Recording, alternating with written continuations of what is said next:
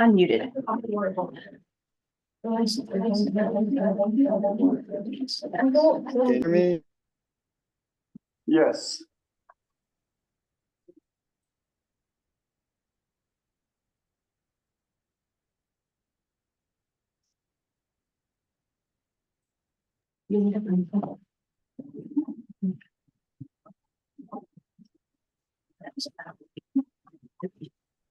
Does anyone want to borrow my printouts of the town plan and view? The town Main Street quarter plan for this? Everyone good? Yeah. It's bigger than what?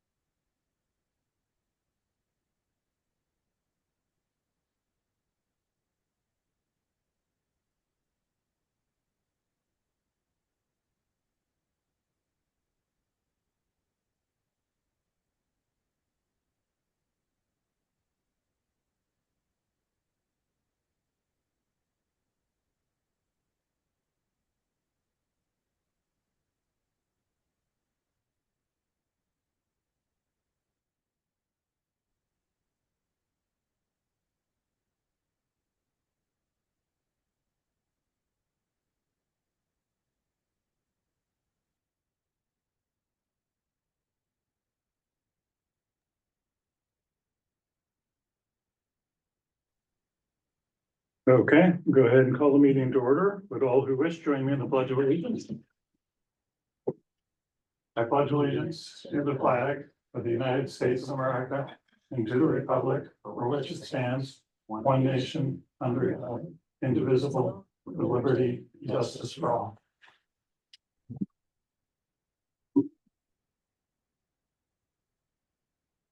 I would propose to add an item 8.A.1.2, ASA kindergarten teacher under hiring recommendations. Is there a second? A second. Is there any other proposed agenda adjustments or questions? We'll go ahead and vote. Noah? Aye. Jake? Aye. Kevin? Aye. Mark? Aye. I also vote aye. So the agenda is adjusted. I would motion to approve the minutes of August 6th as presented. Is there a second? A second. Any discussion or corrections? We'll go ahead and vote. Noah? Aye. Jake? Aye. Kevin? Aye. Mark? Aye. Also vote aye. Minutes approved. I would motion to approve regular warrant 26D and regular warrant 4, payroll warrant 4, capital improvement warrant 15. Is there a second? A second. Any discussion or questions? Go ahead and vote. Noah? Aye. Jake? Aye. Kevin? Aye. Mark? Aye. Also vote aye. Carries 5-0. Floor is open for public comment. Is there any public comment?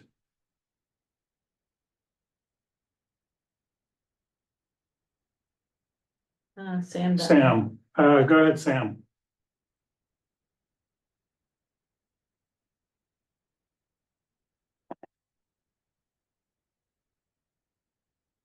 We can't hear you, Sam.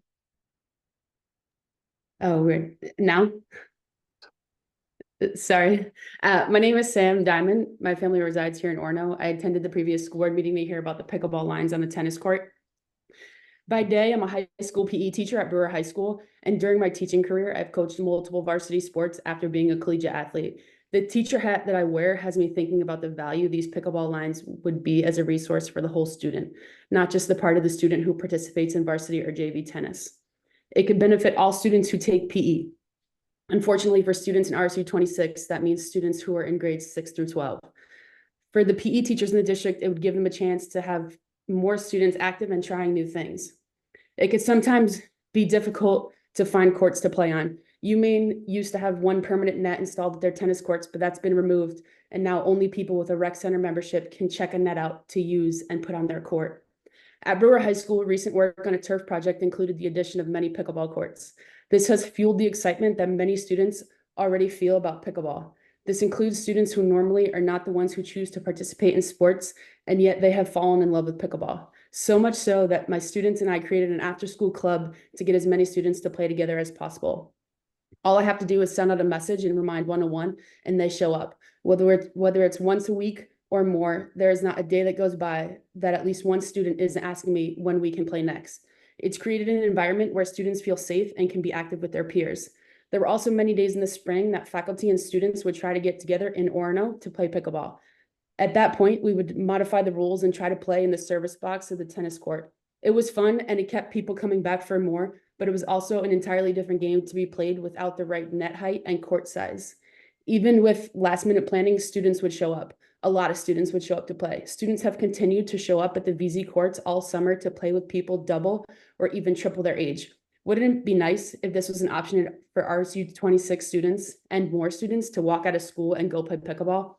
Pickleball is a lifelong activity that allows all ages to participate on the same court. It's a sport that's inclusive of all abilities. If RSU 26 adds the lines, it could also benefit students whose advisories try pickleball as community building, or it could benefit students who are looking for things to do with their friends rather than sit at home on screens. It could benefit students who believe movement is medicine and want to be more active. And it could benefit students who are seeking fun and connection, but who don't know where to find it. These lines could make the courts a resource for more students than those who use them now. And I'm saying this as a coach, a teacher, a parent, and a community member. Thank you. Thank you. Any other public comment? Seeing none, we'll go ahead. Acknowledgements. Any acknowledgements, Noah? No, Jake? I'll just acknowledge everyone who's working hard to get the school year started. You and I were talking before, like it's next week.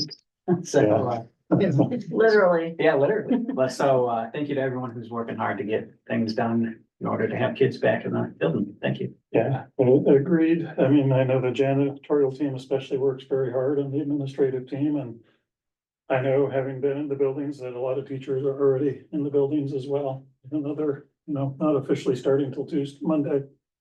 Kevin? None of this time. Okay, Mark? Nothing tonight, thank you. Meredith? I would. Sorry, I passed by the It's okay, students. not at this time. Okay, And no, I'm not. no, shook his head no. Okay, I would just also add to what's been said, we've started, spring sports seasons, and so, coaches and, supporters are out working with students this week, and so just thank, them for their work. Getting students back engaged with, school activities this week. Great, we'll go ahead and move on to reports. We have director reports, so Lisa. Hi, everybody. For those of you who probably saw me this summer, I was so excited because I'd had all my positions filled, and that was a new feeling for me. And at this point, we had several resignations kind of towards the end of the summer. So it's been a bit of a scramble. I lost a teacher. I've got 4, 5, 6 ed techs that have moved on to other positions. I was able to hire 1, 2, 3, 4, 5, 6 ed techs. There's still 2 positions that are open that were had remained open since last year, and I'm fairly certain that I'll be able to fill those. Looking very earnestly for a teacher and trying to be as creative as possible as how we're going to meet the needs of our students. As we look to fill, or if we're unable to fill that position. So I've already had a lot of teachers coming in. They're working hard, trying to prepare and having a lot of meetings. So it just feels like it's really underway. It's all happening very fast. One of the things that I'm happy to report is there's been a change in some of the wording, and it's been a long time coming. Many of us have been asking, one of the identifications on the IEP that students receive supports under has been identified as emotional disturbance.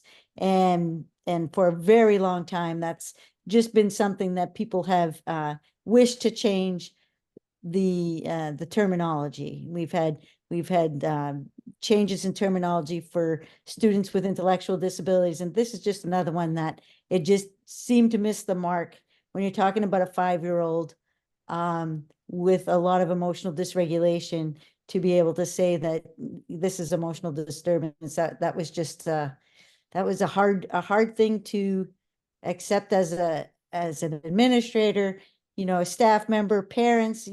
That's just not something that comes easy. And they've recently changed things, and the paperwork has finally caught up to it. I think it was changed about 9 months ago, and the paperwork finally caught up to it, and they're changing emotional disturbance to emotional disability, which is something we've been kind of doing in our paperwork anyway, just because it felt a lot more accurate and less painful to families. But I'm very happy to hear that that's finally happening, and we're going to see it in our paperwork this year. Another thing is our special education department is being audited again by the DOE. This happens usually every 4 years. So my first year in Orono, we were being audited and made a lot of changes. So I'm really looking forward to seeing how this audit goes. And this is basically, are we in compliance with special ed regulations, time compliances, communication compliances. They look very closely at our paperwork, make sure that we're in compliance with paperwork. So that's a process that takes pretty much all year, but we've already begun that process. And I believe, again, we're starting with high numbers. Our numbers for kindergarten are not high, they're 4, but I know those will grow because that just seems to be the way it goes. And I have it here. We've got 18 in first grade, 12 in second grade. Third grade is 24. So it's a very high percentage. And I know that in the last couple of weeks, we've registered more students that, our numbers have continued to grow in the last couple of weeks. Fourth grade, 12, 19 in fifth grade. It's all right there. We've done extraordinarily well to meet the needs of our students. I think the message is getting out there, and people are moving to Orono, because it seems like every time we have people register, we have students that have already been receiving services and are looking forward to getting started with us. So I have a feeling it's going to be a busy year. Any questions? Anything? No, okay, thank you. Susan? Good evening, everyone. I just wanted to take a couple minutes to highlight a few things on my written report. I will put a plug in for the Maine Department of Education, which I don't do too often, but I felt that their educational summit that they ran for 3 days in August was really well done. It was of the same quality and format as what I've experienced through the MSMA conference in the fall. And I was really glad that I did take the time to register and go down for a day. I learned a lot and felt that and is something I would recommend to others to attend in the future. And yesterday, I went to the Prep Teaching and Learning Academy that was held at Hamden Academy. And it was a nice effort of districts throughout the area to provide professional development for our teachers and administrators and educators based on topics and things that were of interest to folks in the region. So I was able to help be the local host for the Magic School and Magic Student AI programs, and helped run the Zoom meeting and webinar, and learned a lot from that process. And I don't know if folks know, but Jim Boothby is the new executive director of Prep. And Meredith, I think it's Prep and Spruce together now, right? So it was nice to see Jim Boothby's face. He has been a superintendent for Bucksport for many years now, and his first gig as a superintendent, he was in our Union 92 when I was the curriculum director there. So it'd be nice to be working with Jim again. I think he brings a lot of expertise and knowledge of the region to both the prep and the Spruce aspects of that program.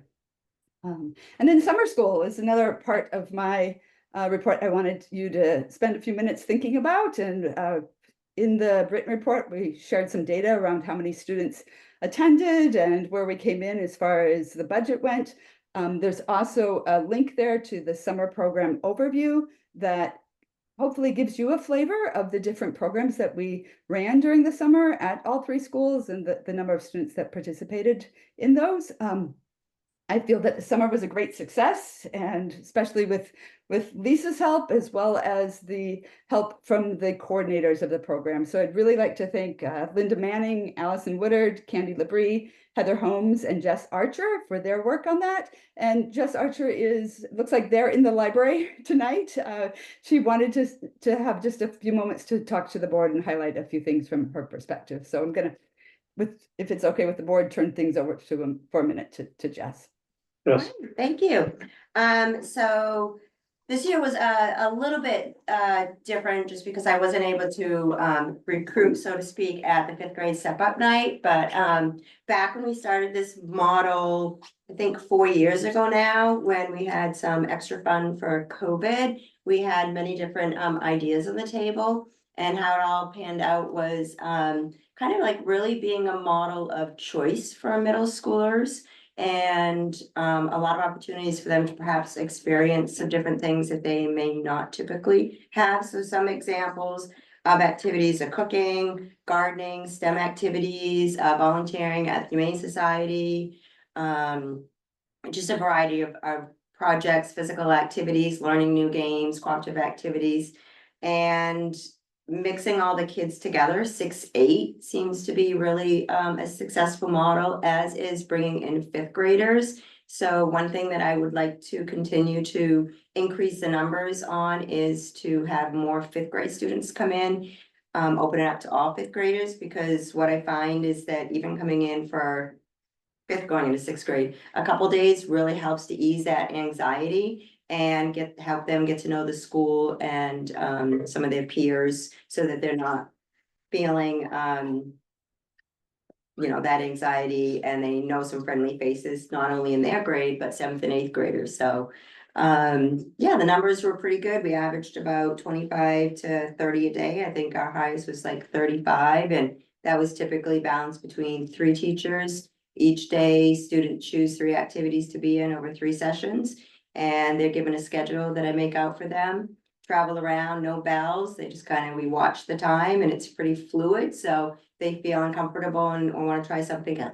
We let them go try something else, but we also encourage them to try everything at least once. Cooking is very popular, so we have to limit that to once a week, but the learning is very organic and really hands-off from the teachers. We're there to kind of guide students and help them learn just by doing.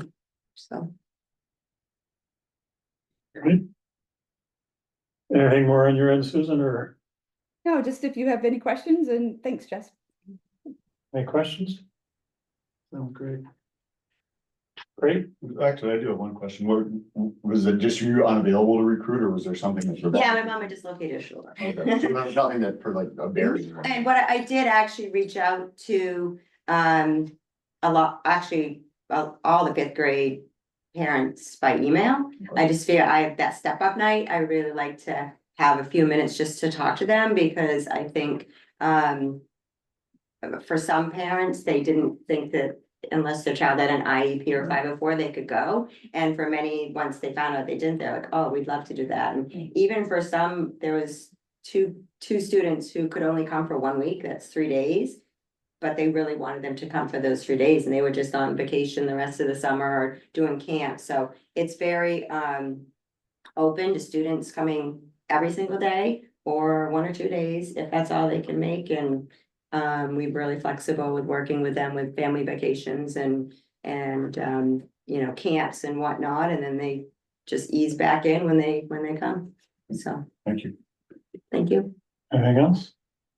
Okay, thank you. And I should have done this before. We all know Connor from another committee, but wanted to welcome Connor Moykins board as the second student rep. So welcome. And superintendent reports. That was the first thing on my list. Thank you.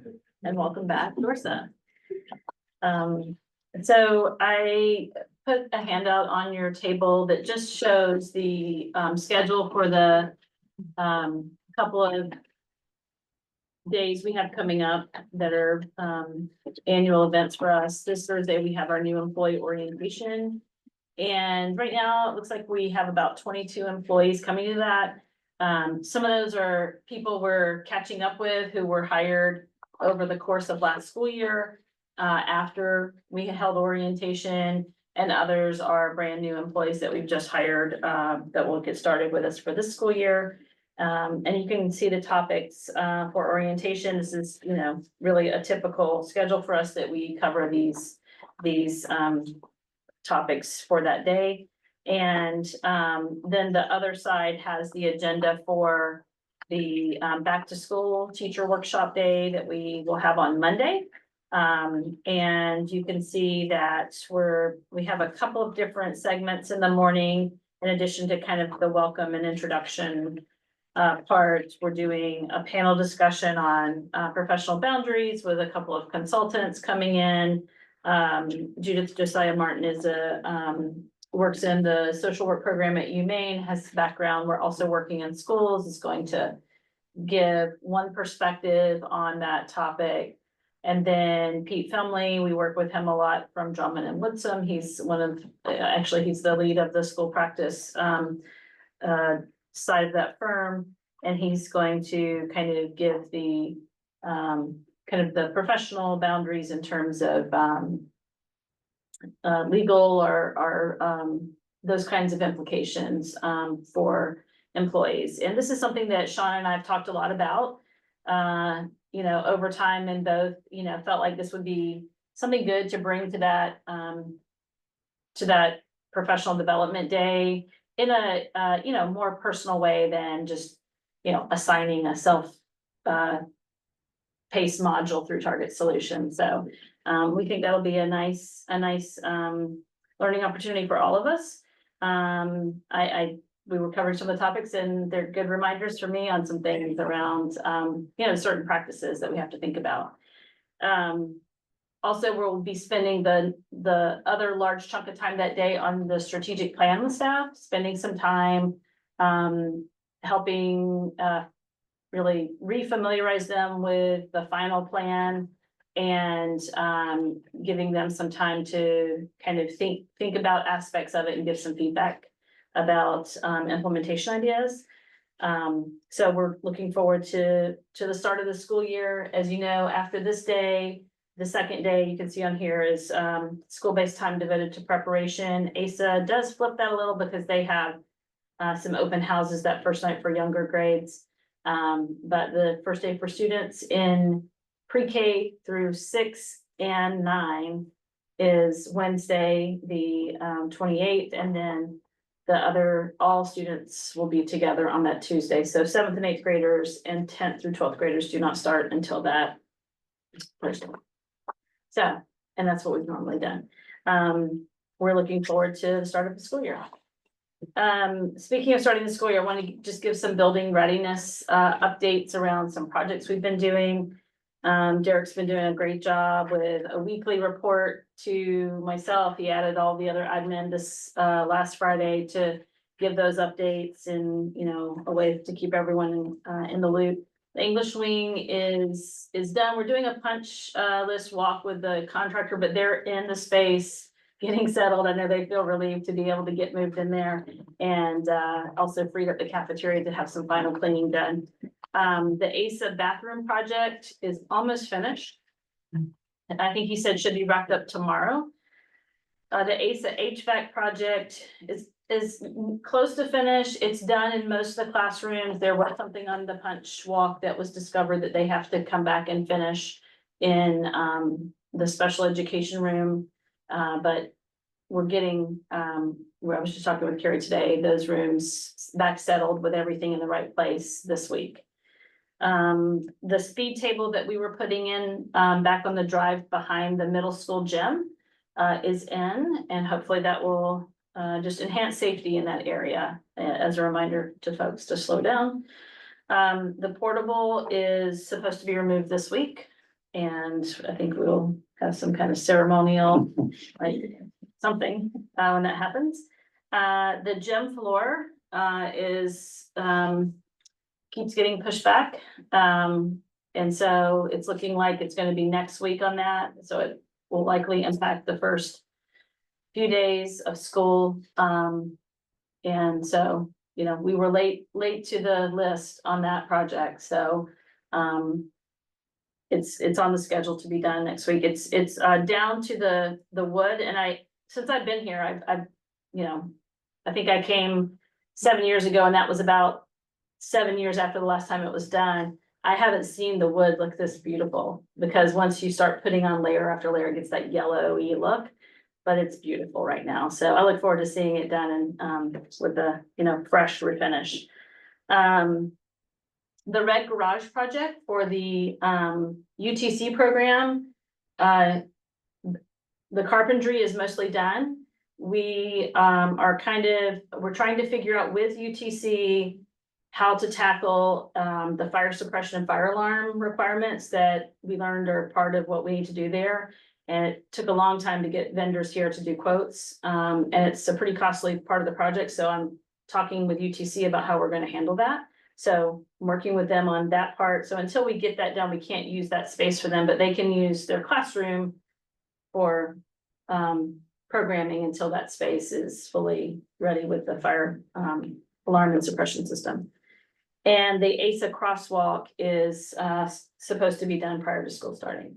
So a busy summer, and, you know, Bill teed most of this up as he was, finishing up and moving along, and Derek, and a number of us kind of carried it in between, and Derek's done a nice job of picking it up and trying to move everything across the finish line. So appreciative to all those individuals. I think Lisa mentioned the openings that we have as a district. We have a couple of others, but they're close to being, like, they're in the final stages of being filled, a custodial position, the pre-K ed tech, those two are in the final stages of being filled. And right now we're, currently seeking some long-term subs for some anticipated absences that we know about for employees. And so other than what Lisa mentioned, most everything else is filled and ready to go. One of the things that Susan and I just really settled today is thinking about how we're going to structure our strategic plan implementation, and kind of, we want to mirror the structure that we have used with the DEI process for the last really 2 years, that helped us move that work forward, and also just have a feedback loop and accountability loop to help us keep moving.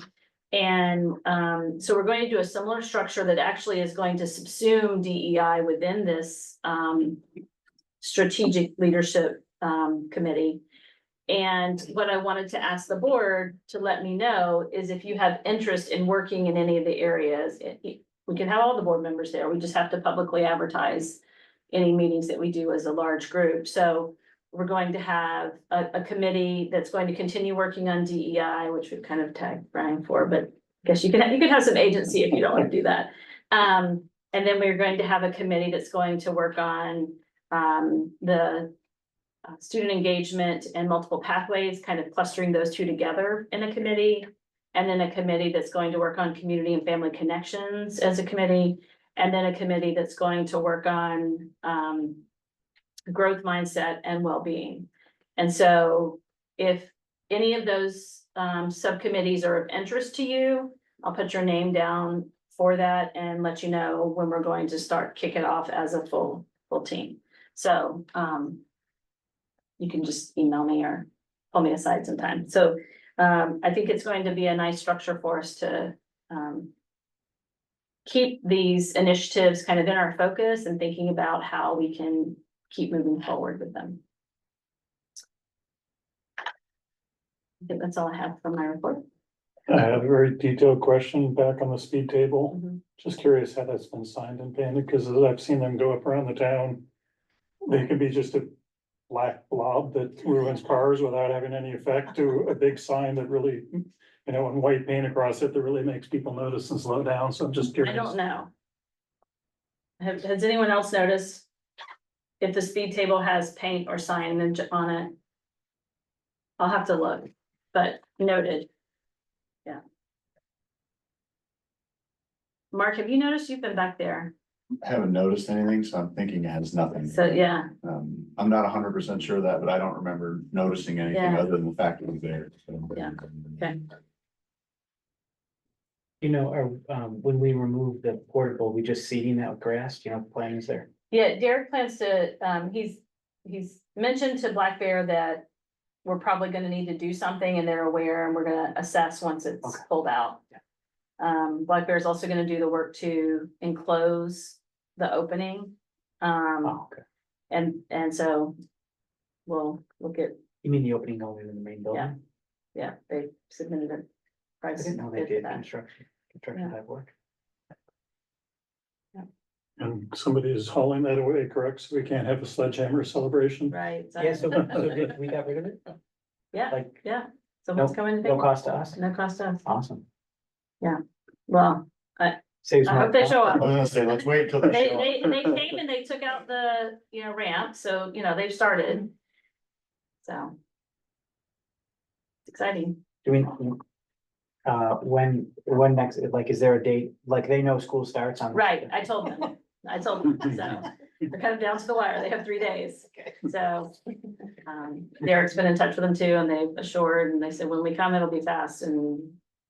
You may not even notice we're here and we'll be gone, so. Oh, I think we'll Overnight. notice it leaving. Yeah, I don't know, I think, Legal or illegal, we don't care, get it out. of here. right, exactly, Kind of on the topic of moving the portable. Is access to, in particular, I'm thinking the curriculum committee meeting, that turned into a pretty big problem once the staff moved and. The public had problems getting into it. I'm kind of weird that I still have a key to the library, which was not terrible, but I think people down at ASA had a hard time getting into, so I think we need to about that. rethink that. Yeah. Yeah, Susan and I will talk about that, and we might just need to relocate it down near the central office, since that will be an entrance open. Right, that would make sense. Or Can I- look at it here would be the other choice. Yeah. Can Were I you gonna chime say in? Yeah. Yeah, I had talked with Amy Hart about the possibility of using her room, and she was very open to that. So that's, the first classroom as you kind of come through those doors right by the new central office entrance. The only caution she had was we want to make sure that we coordinate with Jess Archer, because sometimes she uses that for adult ed classes, but that's usually later in the evening. But so I think we have a couple possibilities for those committee meetings that involve folks from all 3 schools and parents and community members as well. Sounds good. So Susan had already thought of that. Yep. Great. Any other questions? All right, we're ready to move on to discussion items. First one is the Main Street corridor. We don't have any official role. And there's one copy here if anybody hasn't seen the printouts. I've seen one. Yeah. I watched the meeting. But, and it's a complicated thing. Officially, the state owns this project, and even the town and the town council is in a consultative role rather than a decision. But they have to decide to pay for it or not, but they don't actually get to control the architects who are drawing the plans, so. So we had, in a sense, we're just citizens, but. I do think the town council cares about feedback from the school board, and we could just kind of do that informally. Or if there's a strong consensus that we want to make more rigorously, we could also pass a resolution of expression of concern, support, whatever it might be. I think the thing that impacts us the most, Westwood had no changes. They identified it as a traffic concern, but I think it was only a morning traffic concern in the traffic data they had, so it was not something that and it wasn't a high accident area, so there was no addressing at Westwood. And Goodrich, they were going to put in a rotary and instruct us to make Goodrich 2 lanes, 2-way, all the way through our property, which has space issues. It has issues with buses, right, that park there. That's current. It's a much safer place for the buses to park than when they used to park in front of ASA. It would change the traffic flow for Right, we spent a lot of time training parents not to drop their kids off the door to the high school because they get stuck in this kind of one-way space. So that's probably the single biggest issue.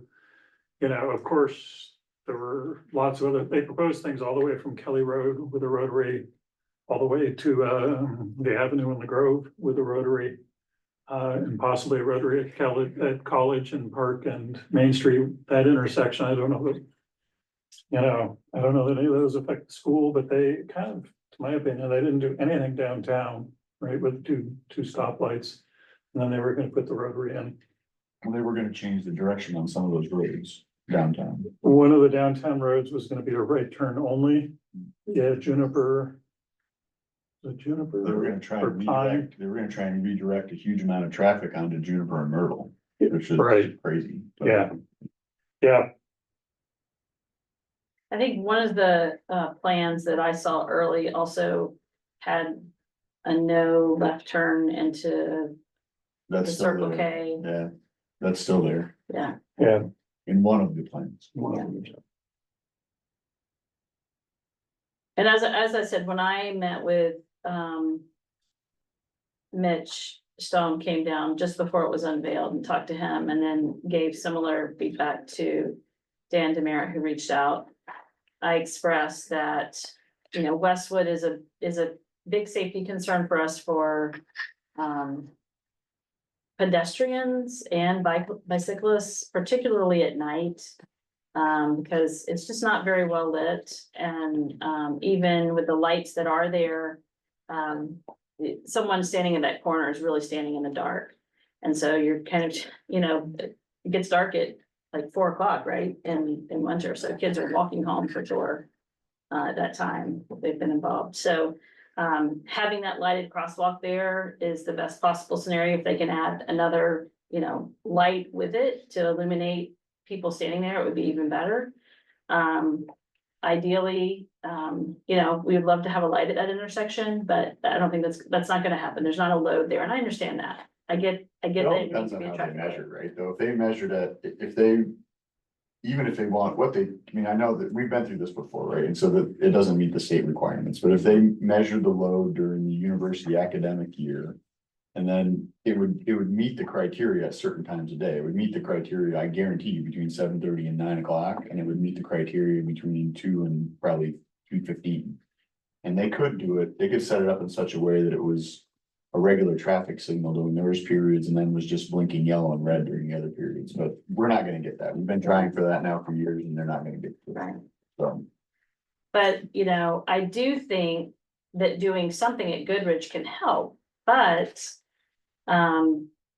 I have concerns that this road is not wide enough to be two-way without some pretty significant modification that they'd have to pay for. And there are certain times of the day that it just couldn't be two-way. And they're, you know, they tell us we own that road. And so we decide if it's one way or two-way and when it is and when it isn't. But there's no other good option for buses. And for either school, around back is definitely not a good option for the middle and high school because of all of the student traffic and the size of that parking lot. So lots of traffic coming out of there. And having them lined up in the front of the school here is still, it's the same problem. Like if that was two-way and they were lined up in front of the school and not on the hill, we have the same issue that effectively shuts it down. So, you know, I don't think their traffic engineers knew that aspect when they did this. So if we go back with that feedback and it might change what they would say about that. I want to do some personal observation of ASA morning traffic. Because I haven't seen it as bad as what I'm told it gets. At ASA of backing up on Main Street down, you know, onto Bennett. But others told me that that's the reality and that's part of why, but that seems to be, you know, the same problem we have at Westwood.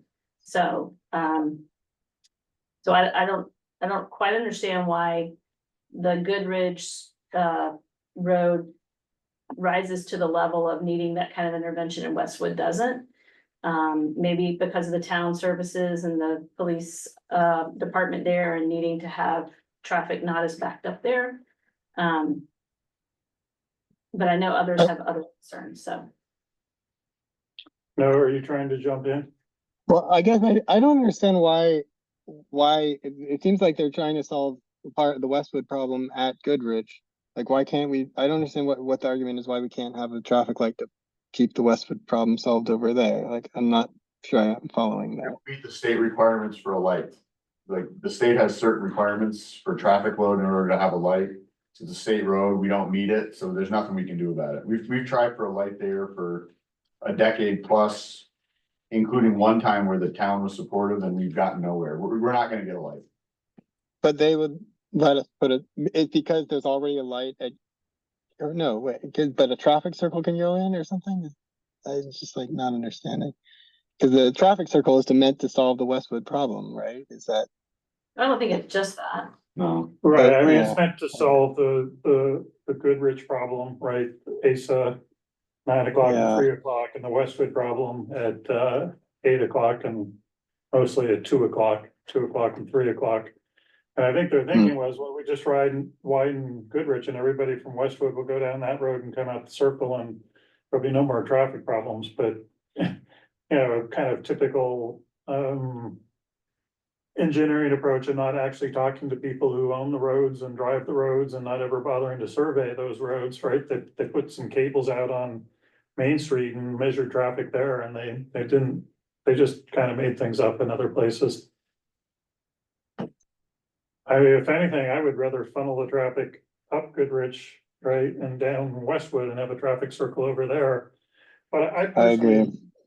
I personally, and also, I think a traffic circle right next to 2 stoplights.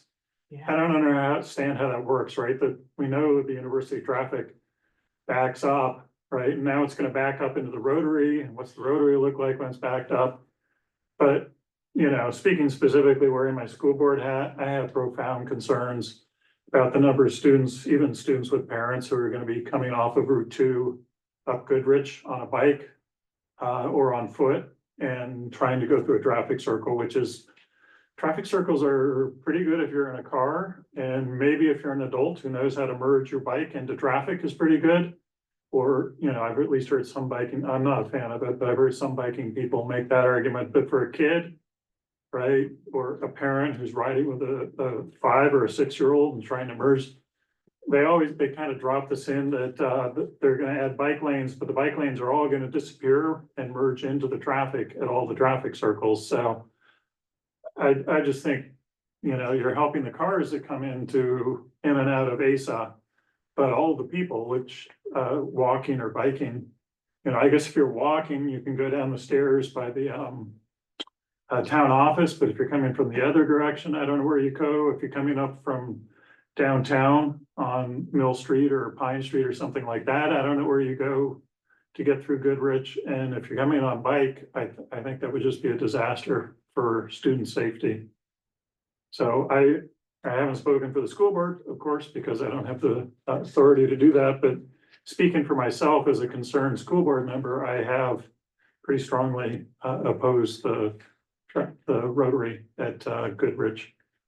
Yeah, I would agree. I think my biggest, I mean, I've got lots of other issues with it, but just from the school board perspective, I couldn't disagree more with the idea of making Goodrich into 2-way. I mean, it's taken a long time to get student pickup and drop off in the front of these buildings where it is now, and it's still not perfect, but it's the best that we've been able to do since I've been here. And turning that into 2-way would really upend all of that. So I think that, and it's really not a 2-way road. So I think that's my biggest concern, followed closely by this idea that traffic circle there would be an absolute disaster.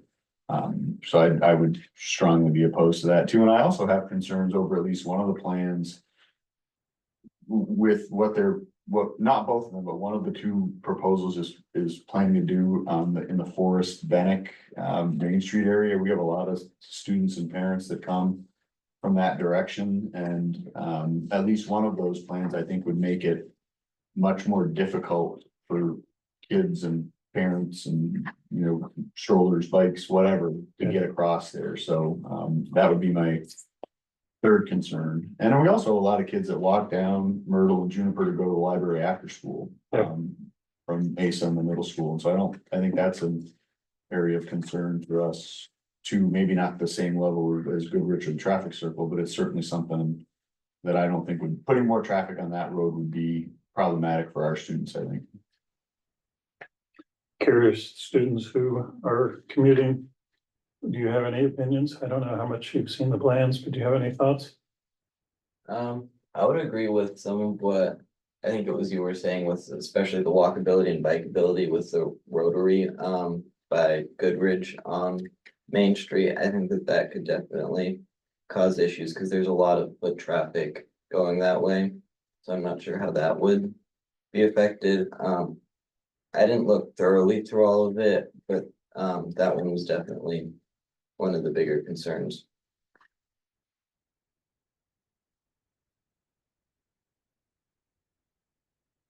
If the goal is to route traffic down Goodrich, it seems like we'd be creating a real disaster.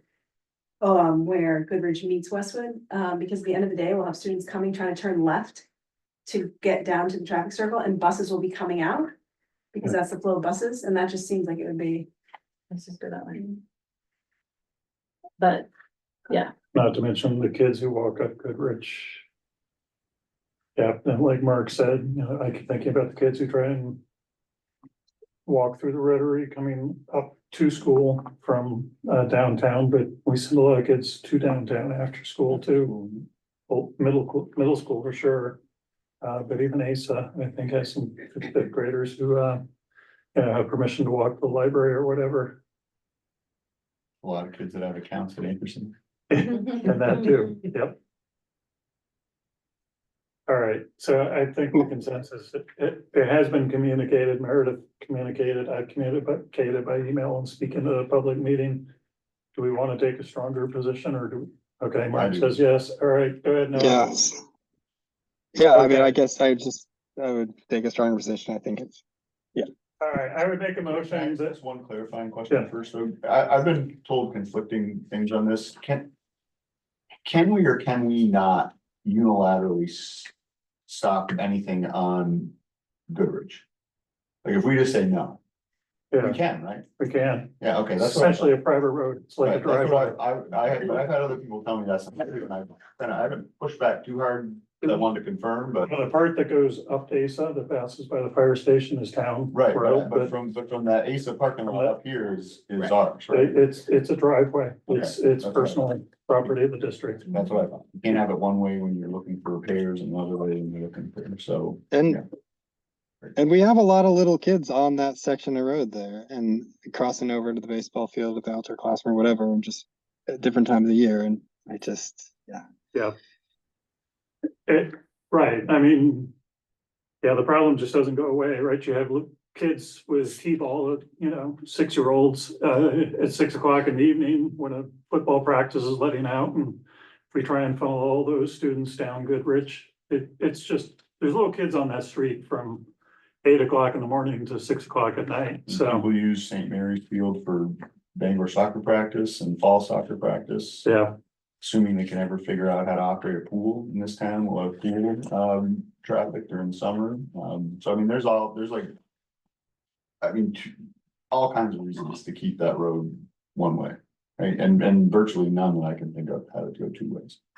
All right, so I'm thinking about a motion here. I'm gonna propose a motion that we appreciate the addition of visible signal crosswalk at Westwood. And we strongly oppose for safety reasons, the addition of a rotary at Goodrich, and we also have concerns about the modifications at Forest and Benneck for safety. and So- we need to add the Goodrich. Not the Goodway. And Goodrich for, okay, yeah, And if push comes to shove, we're gonna say no. on Right. that one. So, let's just vote on that instead of say no at this point, but yeah, Kevin? The concerns about Forest are traffic concerns, because what I saw was more or less plans to narrow the exposure to pedestrians.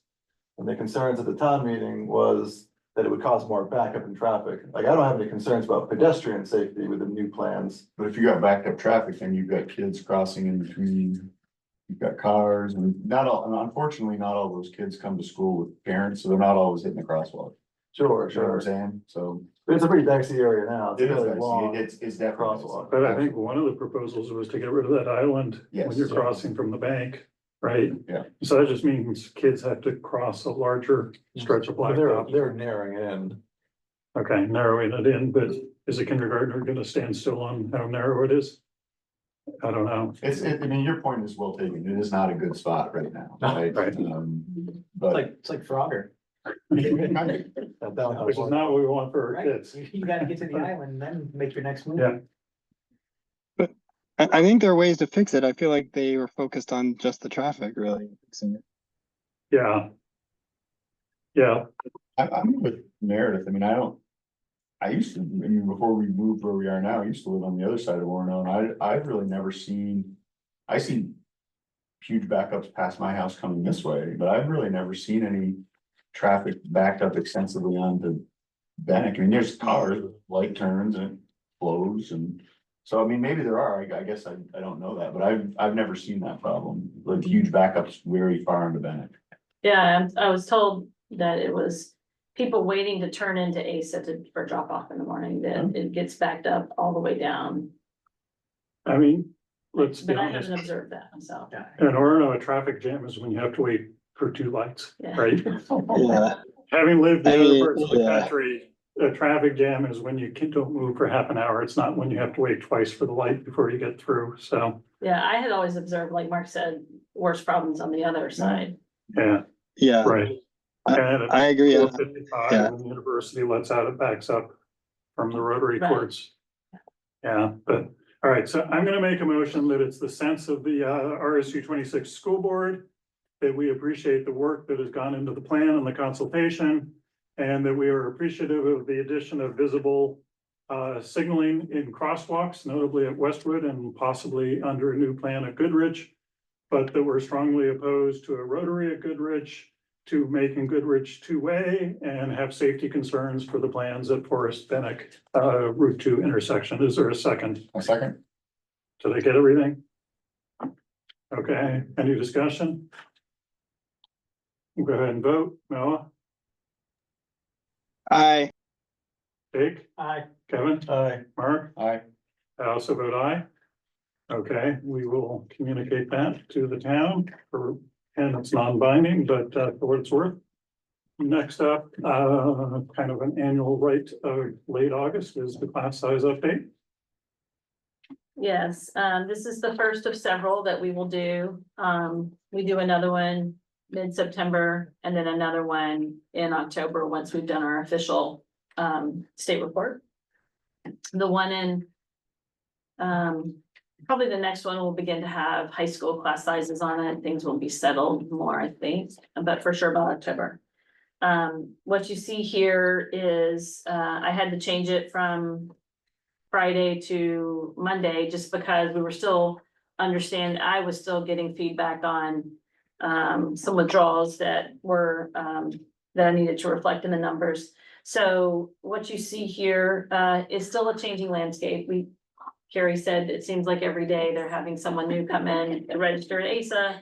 And that, you know, this is a time of year where things happen, entries and withdrawals regularly. So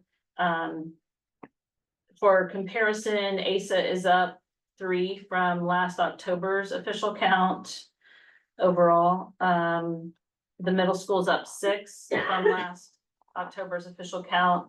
The high school's down 37 from last October's official count. As you know, we've talked about that large senior class that graduated has been replaced with a small freshman class. And so that's kind of the majority of the story. Of course, there's, you know, there are other things that happen with entries and withdrawals across grades, but that's the major part of that story. The other thing that I know probably some are curious about are our budgeting and tuition numbers.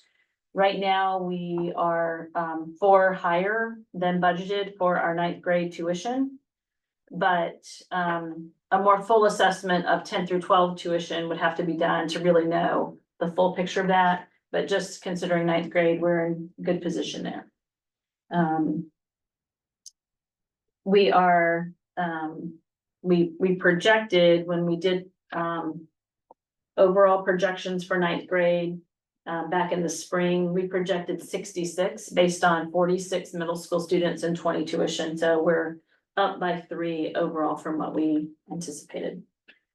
So we will come back with this, again in September, to give you an update, but do you have any questions? I have one. What's the story behind the class ratio in eighth grade, the 21-1? Seems kind of high for Orno.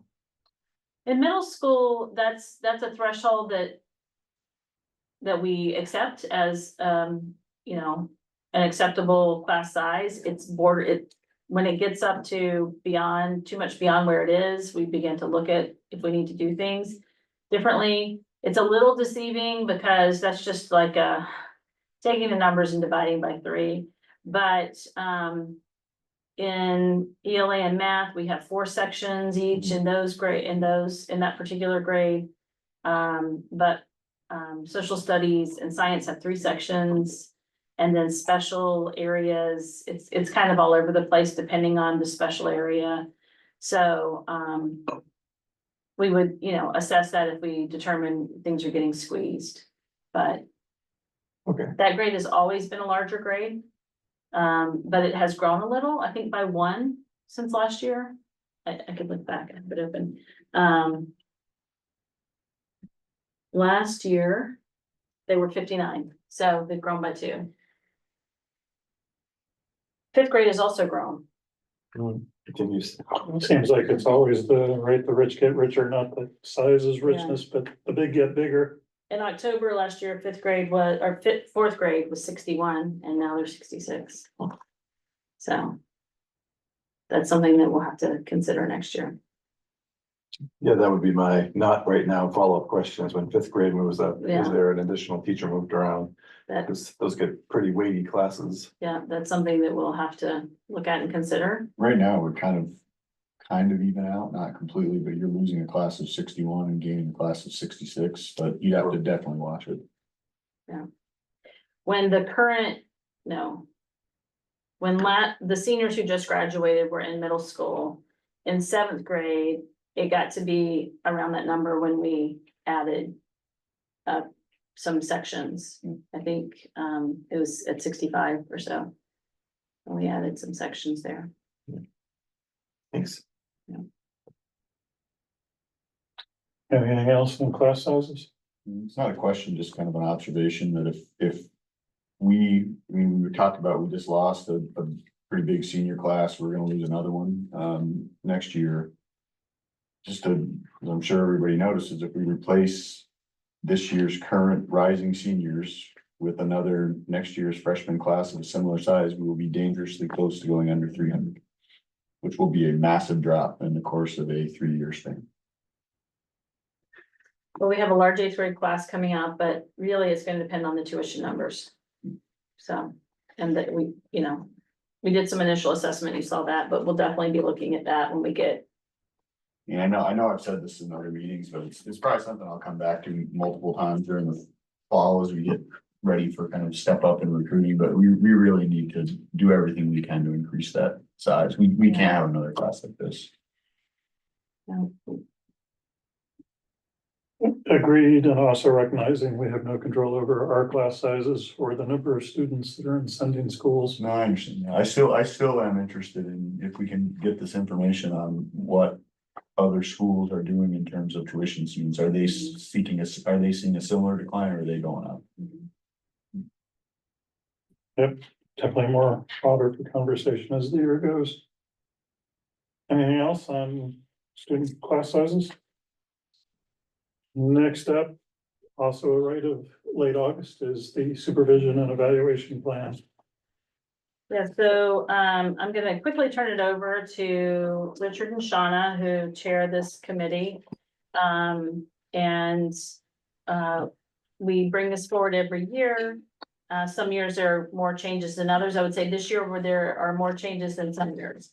And this is reflective of some work we've been doing really over the past 1.5 years or so.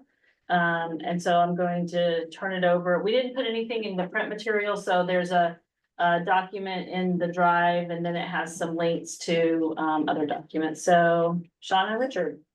Okay, thanks, everyone. Hey, Shauna, you okay if I start? Is that okay with Start you? away, go ahead. Okay, well, first off, I want to thank Shauna and the SEG committee for all our hard work last year. We had many great discussions on teaching and learning as a result of the new Danielson rubrics and the different components of it all. So I wanted to kind of like briefly talk about our rationale as a committee last year.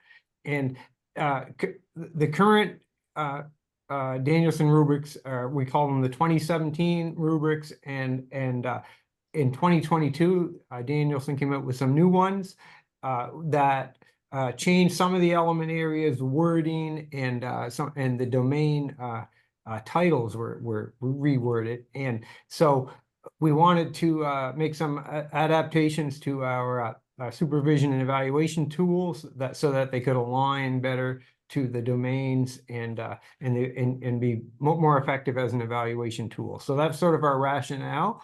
And also, if I might jump in, the 2022 Danielson rubrics address items that previously weren't included, like social emotional learning, instructional technology, diversity, equity, inclusion, many things that correspond very nicely to changes in education that have happened and also correspond with our strategic plan and what we've been doing here in RSU 26.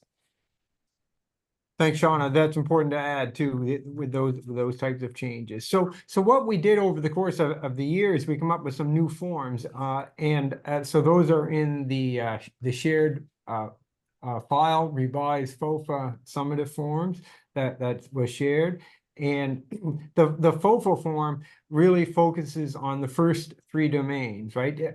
And those would be planning and preparation, learning environment, and learning experiences, which really encompasses instruction and pedagogy there. So currently with the 2017 rubrics, in addition, domain 4 is included, right? And we felt that domains 1, 2, and 3 really got to the heart of what one would observe in a classroom observation.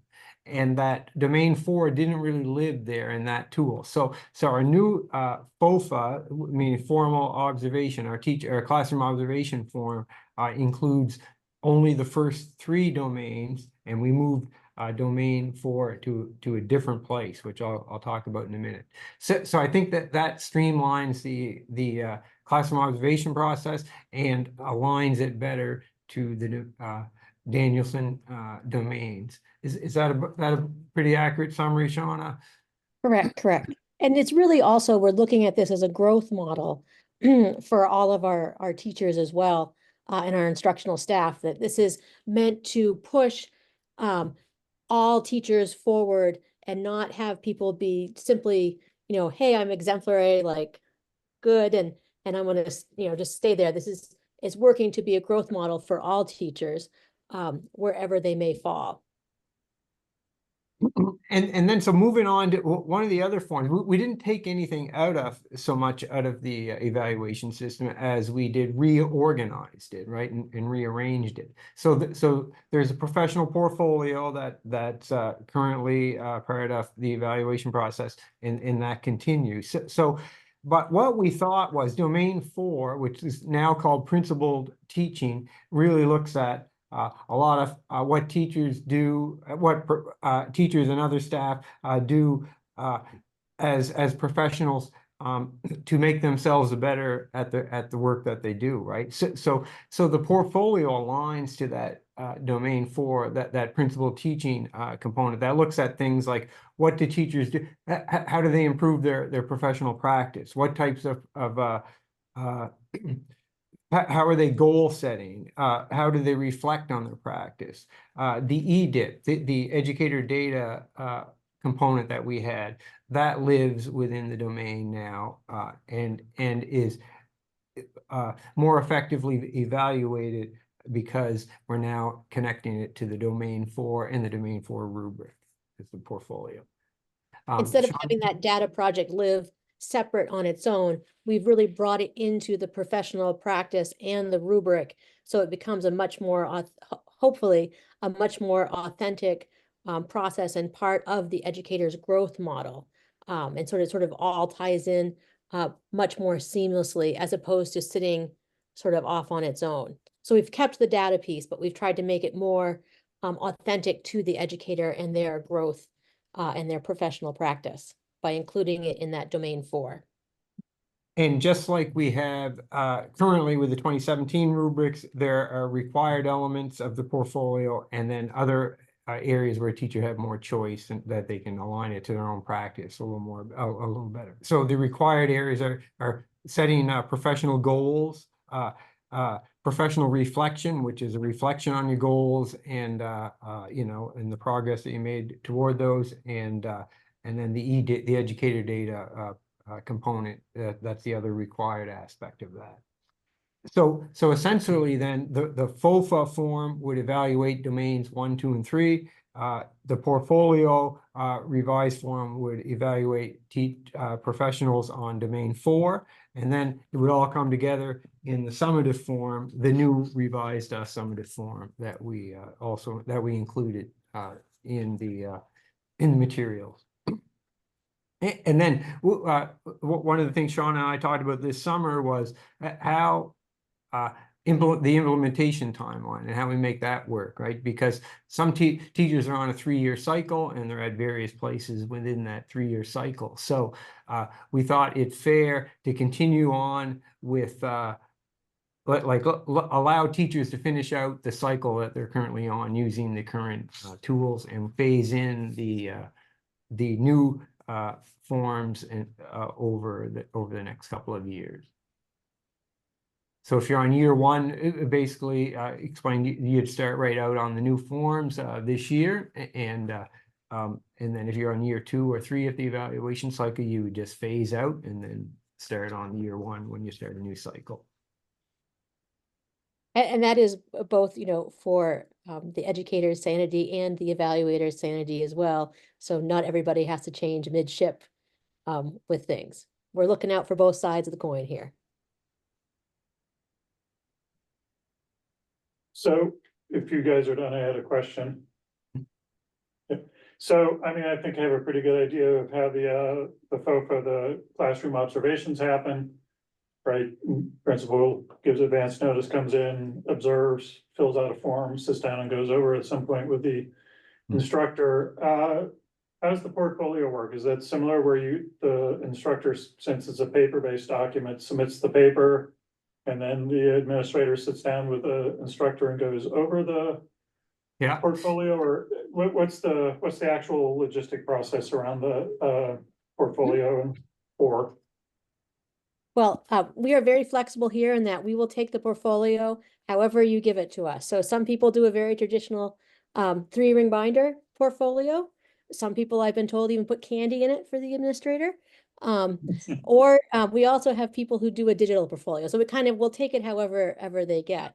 And in the portfolio and in that domain 4 cover sheet, there are all the different indicators for domain 4.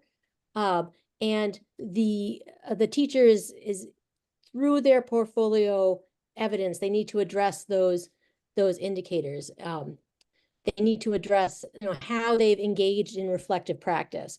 And so that might be, you know, here are a series of workshops that I have taken around my professional goals, and this is sort of what I've learned and how it's how that has worked. And you would submit some evidence for that. And then you would go on through the it's A through F indicators, and your administrator would review it. I feel like April 1st is the deadline. You have to get your portfolio in by, and they would review it. And if they had questions, they would address it with you. I, in the past, have had someone who said, well, I'm kind of curious about this area. Can you provide me with some more evidence? Or do you, you know, maybe we need to work on this next time. They would have a discussion as, you know, how you met those performance indicators. And Sean, if I could add too, it's, you know, it's part of a 3-year process. So typically teachers would be, or other professionals, like I want to include like librarian and nurses, et cetera. When I say teachers, I mean everybody, right? But they would meet annually with the person doing their evaluation and go over different components, what to include. So it would be developing over a 3-year period, right? So it wouldn't just be something that we would be handed when they're in year 3. It would be kind of an ongoing developmental building of or compilation of materials over the course of the evaluation cycle. And when we Other talk about 3 years, we're talking about the continuing contract teachers. If you're a probationary teacher, it's a 1-year cycle and you would be That's different, submitting- yeah. Mhm. That would be different. So with the continuing, they do a portfolio presentation and have a conversation every year. Did I understand that? Did you just say that, Richard? That's correct. You know, in our annual meetings in the fall, you know, I would ask for like if you're in year 1, it would depend on where you are. Like, you know, that would be a time for like goal setting, for example, or self-evaluation. There's different components to what teachers would do in year 1 and in year 2, and then we would go over that in the annual meeting. Yeah. So I think, Brian, components of the portfolio are discussed every year, but for a continuing contract teacher on a 3-year cycle, sort of the turning over of the sort of Right, the whole document package comes together. really happens in year 3. But Correct. you can't get to year 3 with never having discussed anything that's in the portfolio with your administrator. Because they're your Yeah. goal, there are various things. That makes sense. That's helpful. And do I remember correctly, the classroom evaluations are only in year 3 for a continuing? Or they're annually? For a continuing contract teacher, they're usually one is in year 2. And then if it's needed, another one is in year 3. Okay. I think that's right. Someone can correct me. That's generally right. I mean, it could be at other times if necessary. Or maybe it's one in year 2 and one in year 3. Hmm? Sorry, I Other was in year questions? 1 this year, so I just was, you know, you don't, if you're a continuing contract teacher, you don't have one in year 1. That's why I just wrapped up. Right. Any other questions? So I appreciate the hard work that goes into this, and it sounds like there's been a lot of thought and process that's gone in this year. I would make a motion to approve the SEG plan as presented. Is there a second? A second. Any other discussion or questions? We'll go ahead and vote. Noah, Aye. Jake, Aye. Kevin, Aye. Mark. Aye. I also vote aye, carries 5-0.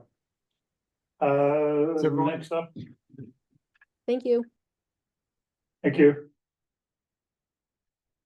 Next up, we have hiring recommendations. Looks like we'll start with ACE of 5th grade. So I would make a motion to go into executive session under 1 MRSA 4056A. Is there a second? A second. We'll go ahead and vote. Noah, Aye. Jake, Aye. Kevin, Aye. Mark, Aye. also vote aye. No, I just sent you a Google Meet link if you're able to join. Okay. You're also welcome to do as we discussed and just wait out here if that's more Yeah. logistically feasible. I think you could. Yeah, I'll be listen. actually in like 5 minutes I'll be out of the car, but yeah, I can listen and not talk until then. Okay. Okay. Yeah.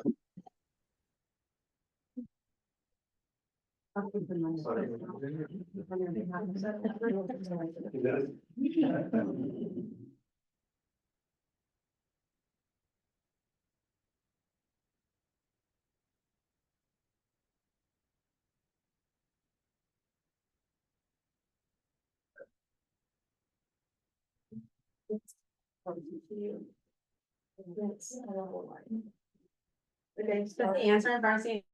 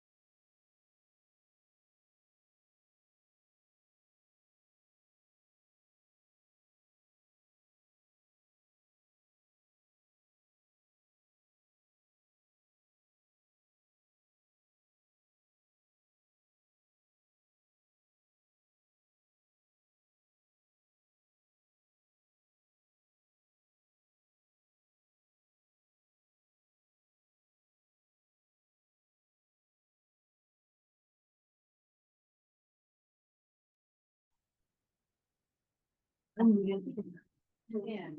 you then, aren't we? Are you good to go? Yeah.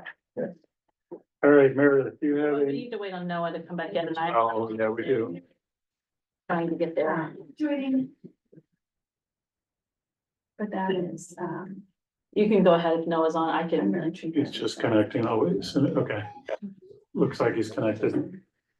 All right, Meredith, do you have a nomination for ACE fifth grade teacher? Yes, I nominate Cassidy Chambers for ASA fifth grade. I would make a motion to authorize the superintendent to enter into a contract with Cassidy Chambers for fifth grade ASA. Is there a second? Second. Any discussion or questions? We'll go ahead and vote. Noah? Aye. Jake? Aye. Excuse me, Kevin? Aye. Mark? Aye. I also vote aye.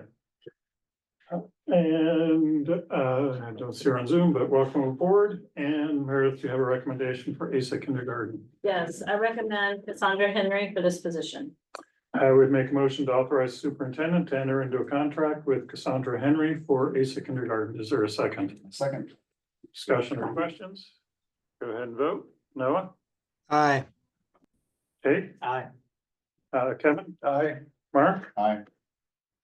And I also vote aye. I'm realizing I took the seg out of order, but oh no, No. supervision. Oh, we voted on it even though, Oh, did we vote on the super? Yeah, we Yeah. did. It was in the. yeah, it showed up twice in discussion and Yeah. action items, but yeah, okay. So welcome aboard to Cassandra and Cassidy and don't think there's anything left to do on the supervision and evaluation plan, is there? We need to have co-curriculars Oh, though. co-curriculars, yes, right. I would make a motion to approve the co-curricular slate as presented. Is there a second? My second.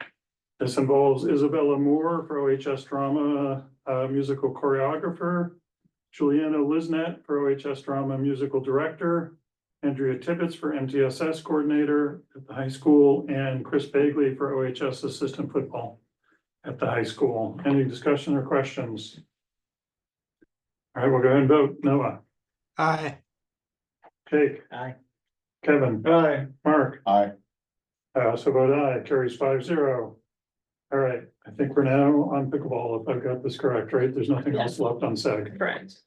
Yep, okay, so, I mean, we had this discussion last week. Meredith, do you have anything additional you want to present? I just had a follow-up discussion today with Mike Archer, and, you know, based on that discussion, we both agree that it's a reasonable step to take to recommend to, agree for the pickleball courts to go on one tennis courts. We'd have 2 pickleball courts established.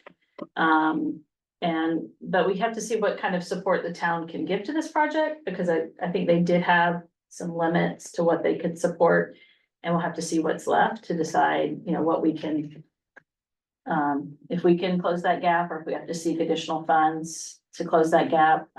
It's not a lot of money, but we're over on a number of other things, projects this year. So that's our recommendation to bring forward.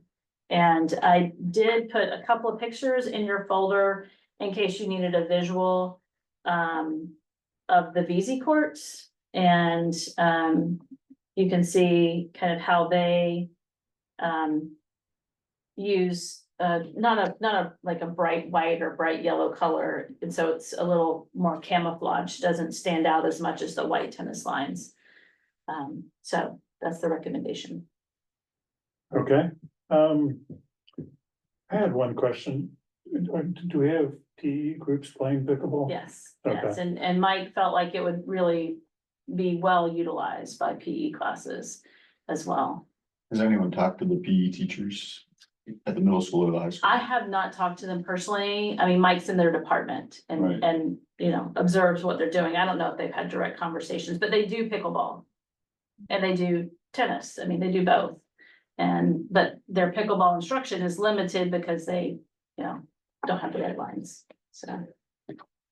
Okay, so I will go ahead and make a motion and we can have discussion. Well, let's see, the finances. I mean, my understanding is the town approved $1,000. Is that? Yeah. But we're They probably, would do one court. And in probably the nets, I think. okay. I mean, I guess I'll phrase it this way. I would motion to authorize proceeding with painting pickleball lines on one tennis court. With expenses from the district not to exceed $1,000 on top of town finances. Is that gonna work? Yeah, that, I mean, that's more than sufficient, I think. Okay. Is there a second? A second? All right, discussion. I'm now in favor for the record. Okay, you were the question mark after last time. I was ambivalent, but I've been convinced. Am I still correct in saying that both the high school tennis coach and the majority of the tennis players are against the lines on the court? I don't know if the players were surveyed, but Yeah, we didn't mark. I talked to some players informally. I wouldn't say I talked to the whole team. You couldn't say it's a majority. Players I talked to, a small number were opposed. So out of the players you spoke to, none of them were in favor. Sure. And the team staff of the high school tennis team is not in favor of this The- either, am I well, correct? Mike talked to one of the head coaches, I know. And he was not in favor. Mike was, where I am with it. Is, as I understand it too, the pickleball is in other districts is becoming more of a formal, like competitive sport that's organized and not just sort of casual, and more becoming like it's sort of like the sport in a lot of districts in a lot of areas where it's becoming increasingly what people are interested in. Is that people's take on things too? that's my understanding. There are starting to be schools that have a pickleball team, just like you would have a tennis or football team Yeah. In Maine, in Maine. Yeah, I've heard of at least a couple in Maine that have started. you I know, think it's probably southern Maine. I'm not aware of anything within an hour, even 2 hours of here. Yeah, I don't think it has the momentum that we heard about with volleyball, but there's at least a little push of momentum. I wouldn't be surprised if there's, like club. Yeah, that wouldn't surprise me. Yeah. I'm not aware that there's. Yeah.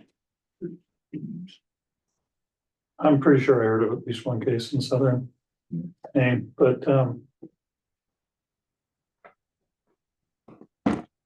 mean, culturally, Sorry, Noah. Go ahead. no, okay. As culturally in this country, I feel like it's really hot. So it seems like one of these sports that's really going up.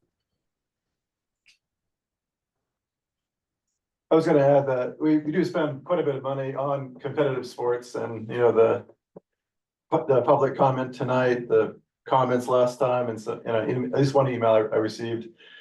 It's a small amount of money to make an activity for health and well-being available to a wider number of people.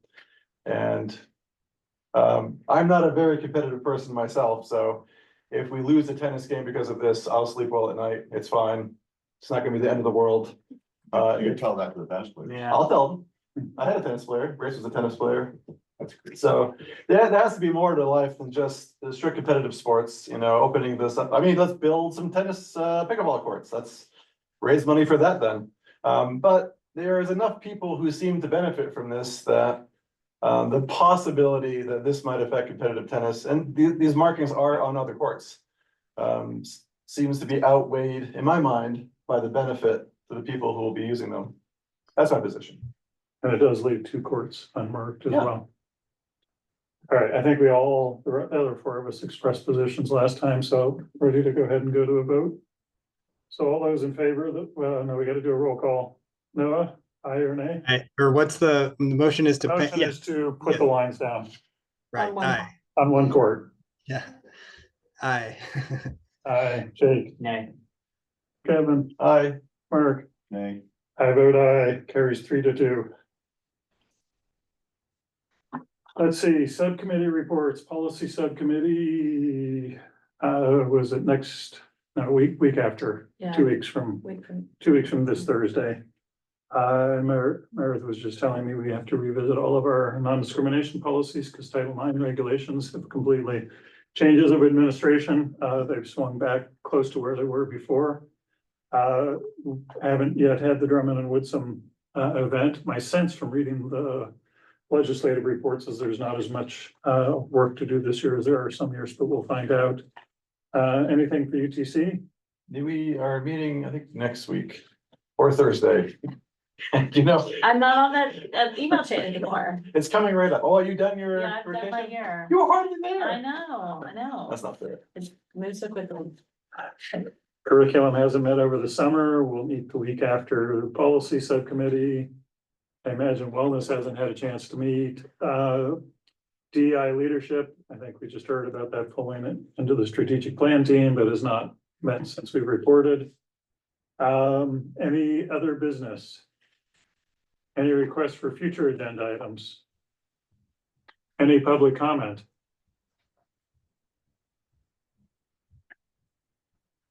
We can zoom back up. Not seeing any public comment. The next board meeting will be September 10th. Can we just put a note in people's minds that Brian and I met and decided we're going to move forward with that branding, marketing kind of discussion through a board workshop format?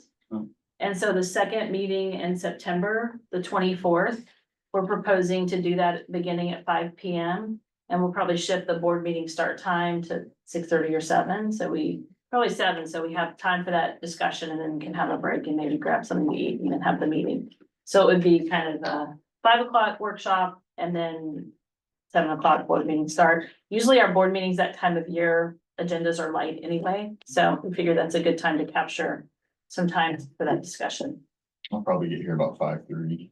It's fine. Yeah, I teach right until 5. I think. Do we want to start at 5:30 and Maybe do, we should start at 5:30 and go till 7, push the board meeting back till 7. It's typically less than an hour or around an hour at that point. is that good with folks? That's fine. Okay. Yep, so I guess that will be the next meeting, is 5:30 workshop. It's not the next. Oh, meeting. sorry, right. I was just Two, kind yeah. of getting ahead of. Yeah, you're right. So the second meeting in September, we'll have that workshop, but the next meeting, also note, postponed a week because of Labor Day. So it'll be September 10th, Tuesday, 6 o'clock here in the library and on Zoom. Are there requests for information or follow-up? I guess I'll just formally ask, if we could possibly, what we can get, if anything, on kind of the tuition student changes at surrounding schools. When you said that, I sent out an email to a group to start working on that. I mean, I know that. it's a little tricky to Right, get that. I information. understand that. So If we can at least get an idea. Yeah, we'll get an attempt. We'll attempt to see what we can get. And really, in an ideal world, if we could get Bangor, Hamden and Herman, I'd be thrilled. Yeah. Those are the ones I'm most interested. Yeah, Old Town doesn't have a lot of tuition. No, not interested. And John Baptist is, That's a different kettle of fish. yeah, What about Brewer? they don't really draw. And we're not competing. We've actually just taken a few Brewer students in the past few weeks, few Brewer students transferring to OHS. Any other There's a requests? geographic factor because the towns that they, like these students are coming from Holden, you know, they pull from Orrington, Dedham. But then, you know, that is a question for us, you know, whether part of what we could be talking about is broadening our reach. Recruiting outside or Bass Brewer. Yeah. Any other requests for information or follow-up? All right, I would motion to adjourn. Is there a second? Second. Okay, no? Hi. Jake? Aye. Kevin? Aye. Mark? Aye. I also vote aye. Motion carries 5-0. We're adjourned. Thank you, Thanks, everybody, everyone. and good luck with the start of the week next week. Whether you're ready or not. Dorsa Connor, are you ready? Yeah. Ready to do it. Senior year. Bring it on. No problem. So can the four of us calendar Yeah. Dorsa Connor